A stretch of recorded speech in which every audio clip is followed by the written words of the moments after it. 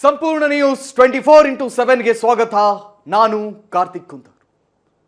ಇಂದು ನಮ್ಮ ಸಂಪೂರ್ಣ ನ್ಯೂಸ್ ವೇದಿಕೆಯಲ್ಲಿ ನಿಮ್ಮೆಲ್ಲರ ಮುಂದೆ ಒಂದು ಹೊಸ ಕಾರ್ಯಕ್ರಮವನ್ನು ಪರಿಚಯಿಸ್ತಾ ಇರೋದು ನನಗೆ ನಿಜಕ್ಕೂ ಕೂಡ ಸಂತೋಷದ ಕ್ಷಣ. ಆದರೆ ಇದು ಕೇವಲ ಒಂದು ಹೊಸ ಕಾರ್ಯಕ್ರಮವನ್ನು ಪರಿಚಯಿಸುವ ಕ್ಷಣವಲ್ಲ. ಇದರ ಹಿಂದೆ ಒಂದು ಉದ್ದೇಶವಿದೆ, ಒಂದು ಜವಾಬ್ದಾರಿ ಇದೆ. ಮುಖ್ಯವಾಗಿ ಜನರ ಸಮಸ್ಯೆಗಳಿಗೆ ಧ್ವನಿಯಾಗಬೇಕು ಅನ್ನುವಂಥ ಒಂದು ಗಟ್ಟಿಯಾದ ನಂಬಿಕೆ ಇದೆ. ನಾವು ಪ್ರತಿದಿನ ಸಾಕಷ್ಟು ಸುದ್ದಿಗಳನ್ನು ನೋಡ್ತೇವೆ. ದೇಶದಲ್ಲಿ ಏನಾಗ್ತಾ ಇದೆ, ರಾಜ್ಯದಲ್ಲಿ ಏನಾಗ್ತಾ ಇದೆ, ರಾಜಕೀಯದಲ್ಲಿ ಏನಾಗ್ತಾ ಇದೆ, ಅಪರಾಧಗಳು ಏನಾಗಿವೆ, ಅಭಿವೃದ್ಧಿ ಕೆಲಸಗಳು ಹೇಗೆ ನಡೀತಾ ಇವೆ ಅನ್ನೋದನ್ನೆಲ್ಲವನ್ನ ಕೂಡ ನಾವು ತೋರಿಸ್ತಾ ಇದ್ದೇವೆ. ಆದರೆ ಈ ಎಲ್ಲ ಸುದ್ದಿಗಳ ನಡುವೆ ಒಬ್ಬ ಸಾಮಾನ್ಯ ವ್ಯಕ್ತಿಯ ಪ್ರಶ್ನೆ ಕೆಲವೊಮ್ಮೆ ಎಲ್ಲೋ ಕಳೆದು ಹೋಗುತ್ತೆ. ಹೌದು, ಒಬ್ಬ ಸಾಮಾನ್ಯ ವ್ಯಕ್ತಿಯ ಪ್ರಶ್ನೆ ಎಲ್ಲೆಲ್ಲೋ ಕಳೆದು ಹೋಗ್ಬಿಡುತ್ತೆ. ಒಬ್ಬ ಸಾಮಾನ್ಯ ವ್ಯಕ್ತಿ ತನ್ನ ಒಂದು ಸಣ್ಣ ಕೆಲಸಕ್ಕಾಗಿ ಸರ್ಕಾರಿ ಕಚೇರಿಗೆ ಹೋಗ್ತಾನೆ, ಅರ್ಜಿ ಕೊಡ್ತಾನೆ, ದಾಖಲೆಗಳನ್ನು ಕೊಡ್ತಾನೆ, ಅಧಿಕಾರಿಗಳನ್ನು ಭೇಟಿ ಮಾಡಲು ಪ್ರಯತ್ನಿಸ್ತಾನೆ. ಒಂದು ದಿನ ಹೋಗ್ತಾನೆ, ಮತ್ತೊಂದು ದಿನ ಹೋಗ್ತಾನೆ, ಮತ್ತೆ ಮತ್ತೆ ಕಚೇರಿಗೆ ಅಲ್ದಾಡ್ತಾನೆ. ಕೊನೆಗೆ ಅವನ ಬಾಯಲ್ಲಿ ಉಳಿಯುವ ಒಂದೇ ಪ್ರಶ್ನೆ, ಸಾರ್ ನನ್ನ ಕೆಲಸ ಯಾವಾಗ ಆಗುತ್ತೆ ಸಾರ್? ಇದೇ ಪ್ರಶ್ನೆ ಉಳಿಯೋದು.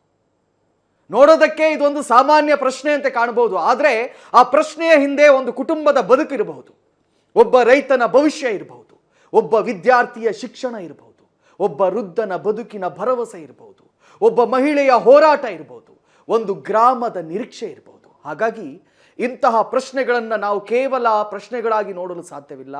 ಅದರ ಹಿಂದೆ ಇರುವಂಥ ನೋವನ್ನ, ಅದರ ಹಿಂದೆ ಇರುವಂಥ ನಿರೀಕ್ಷೆಯನ್ನ ನಾವು ಅರ್ಥ ಮಾಡಿಕೊಳ್ಬೇಕು.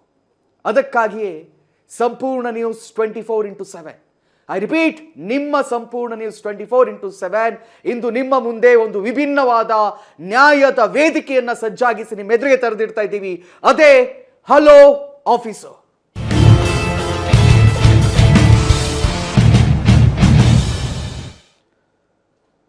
ಈ ಕಾರ್ಯಕ್ರಮದ ಹೆಸರಿನಲ್ಲಿಯೇ ಒಂದು ಉದ್ದೇಶ ಇದೆ. ಜನರ ಪ್ರಶ್ನೆ ನೇರವಾಗಿ ಅಧಿಕಾರಿಗಳ ಮುಂದೆ ಹೋಗಬೇಕು.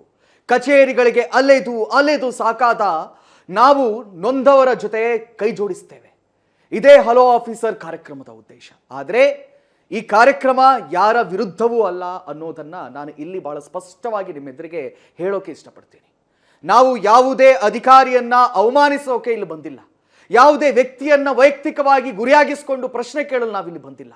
ಯಾವುದೇ ರಾಜಕೀಯ ಪಕ್ಷದ ಪರವಾಗಿ ಅಥವಾ ವಿರೋಧವಾಗಿ ಈ ಕಾರ್ಯಕ್ರಮ ನಡೆಯೋಲ್ಲ. ಬದಲಿಗೆ ನಮ್ಮ ಉದ್ದೇಶ ಇಷ್ಟೇ, ನಾವು ಯಾರ ಪರವೂ ಅಲ್ಲ, ಯಾರ ವಿರೋಧವೂ ಅಲ್ಲ.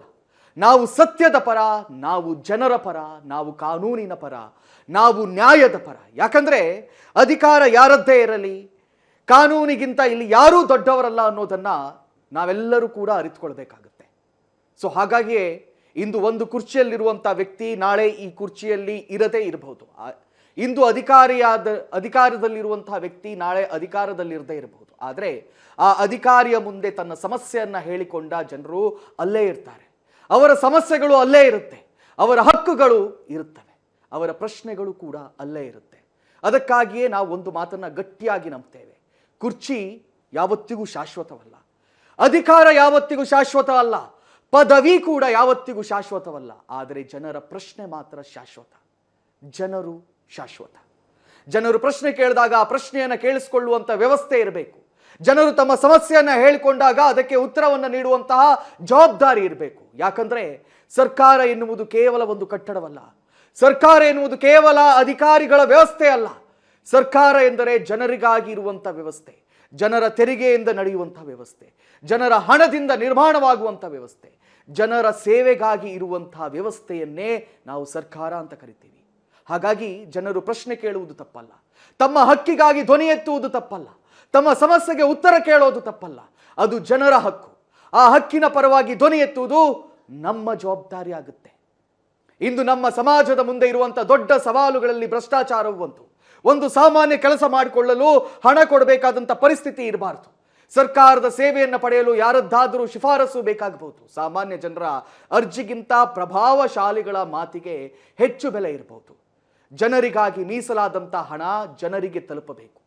ಜನರಿಗಾಗಿ ನಿರ್ಮಾಣವಾಗಬೇಕಾದಂಥ ರಸ್ತೆ ಸರಿಯಾಗಿ ನಿರ್ಮಾಣವಾಗಬೇಕು. ಜನರಿಗಾಗಿ ಇರುವ ಆಸ್ಪತ್ರೆಗಳಲ್ಲಿ ಅಗತ್ಯ ಸೌಲಭ್ಯ ಇರಬೇಕು. ಸರ್ಕಾರಿ ಶಾಲೆಗಳಲ್ಲಿ ಮಕ್ಕಳಿಗೆ ಬೇಕಾದಂಥ ಮೂಲಭೂತ ಸೌಕರ್ಯ ಇರಬೇಕು. ಸರ್ಕಾರಿ ಕಚೇರಿಗೆ ಬರುವಂಥ ಪ್ರತಿಯೊಬ್ಬ ಸಾಮಾನ್ಯ ವ್ಯಕ್ತಿಗೂ ಕೂಡ ಗೌರವ ಸಿಗಬೇಕು.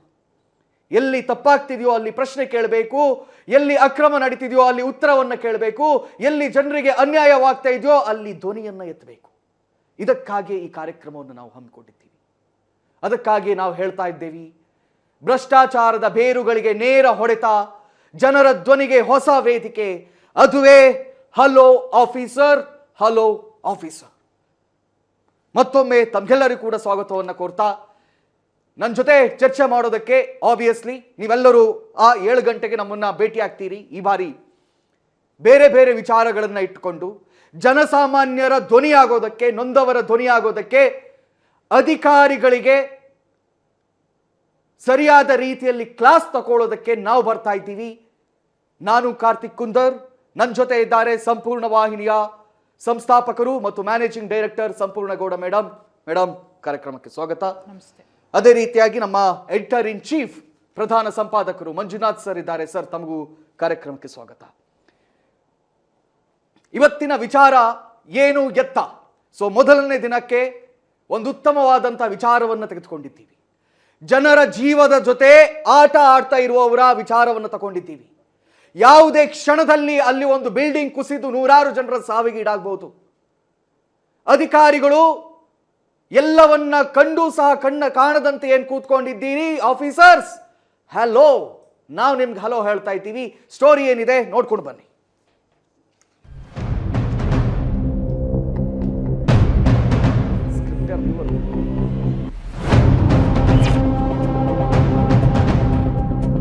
ರಾಜಕಾಲುವೆ ಇಷ್ಟಿಷ್ಟು ಬಫರ್ ಝೋನ್ ಬಿಡಬೇಕು ಅನ್ನುವಂತ ನಿಯಮ ಇದೆ. ಬಫರ್ ಝೋನ್ ಮೇಲೆ ಹಾಳಬಿತ್ತು, ಕಾಲುವೆ ಮೇಲೆ ಕಟ್ಬಿಟ್ಟಿದಾರಲ್ರಿ. ನೋಡ್ರಿ, ಇಲ್ಲಿ ರಾಜಾ ಕಾಲುವೆ ಮೇಲೇನೆ ಬೃಹದಾಕಾರವಾಗಿರ್ತಕ್ಕಂಥ ಅಪಾರ್ಟ್ಮೆಂಟ್ ಕಟ್ಟಿ ನಿಲ್ಲಿಸಿದ್ದಾರೆ.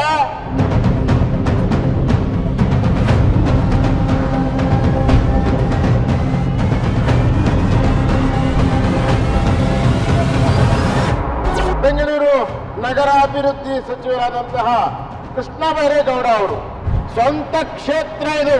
ಈ ಅಪಾರ್ಟ್ಮೆಂಟ್ ಕಟ್ಟಬೇಕಾದ್ರೂ ಕೂಡ ಅವರ ಇಲ್ಲಿ ಶಾಸಕರು, ಅವ್ರ ಹಿಂದೆ ಕಂದಾಯ ಸಚಿವರಾಗಿದ್ರು. ಕಂದಾಯ ಸಚಿವರಾದಂತಹ ಸಂದರ್ಭದಲ್ಲೂ ಕೂಡ ಅವ್ರು ಹೇಳಿದ್ರು, ಯಾವುದೇ ಅಕ್ರಮ ಕಟ್ಟಡಗಳಿಗೆ ನಾವು ಅವಕಾಶ ಮಾಡಿಕೊಡೋದಿಲ್ಲ.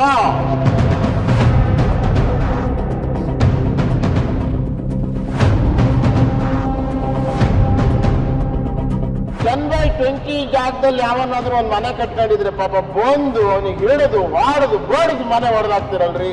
ಅದ್ರಲ್ಲಿ ಒತ್ತುವರಿ ಆಗಿರುವಂತದ್ದು ಸ್ಪಷ್ಟವಾಗಿ ಕಂಡು ಬಂದಿದೆ ಅನ್ನುವಂತಹ ಒಂದು ವರದಿಯನ್ನ ಕೆರೆ ಅಭಿವೃದ್ಧಿ ಪ್ರಾಧಿಕಾರದವರೇ ಕೊಟ್ಟಿದ್ದಾರೆ.